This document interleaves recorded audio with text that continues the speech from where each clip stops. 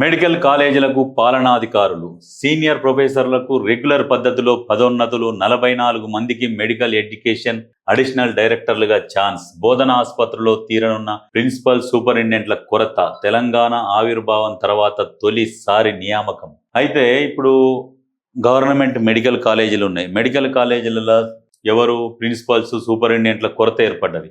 ఈ కొరత ఏర్పడ్డది కాబట్టి రెగ్యులర్ పద్ధతిలో పదోన్నతులు అంటే ఇప్పుడు రెగ్యులర్ సీనియర్ ప్రొఫెసర్లకు ఏం చేస్తారు, వాళ్ళు ఈ పోస్టులకు వచ్చేస్తారు. వాళ్ళు ప్రిన్సిపల్స్ సూపరింటెండెంట్ ఈ పోస్టులకు వస్తారు. ఇప్పుడు కొత్త వాళ్ళని రిక్రూట్ చేసుకుంటారు. రిక్రూట్ చేసుకొని నిజంగా వాస్తవానికి కూడా మెడికల్ కాలేజీలలో స్టాఫ్ తక్కువ ఉన్నది కాబట్టి స్టాఫ్ను పెంచితే రేపు భవిష్యత్తులో కొత్త డాక్టర్లు కాబట్టి వాళ్ళు ఎట్లా వైద్యం చేయాలి ప్రజలకు పోయి అనే దాని మీదనే కదా మీరు నేర్పించాల్సింది. పూర్తి స్థాయిలో నేర్పించి వాళ్ళని బయటికి పంపిస్తే రేపు వాళ్ళు భవిష్యత్తులో మంచి ట్రీట్మెంట్ మంచి వైద్యం ప్రజలకు అందిస్తారు.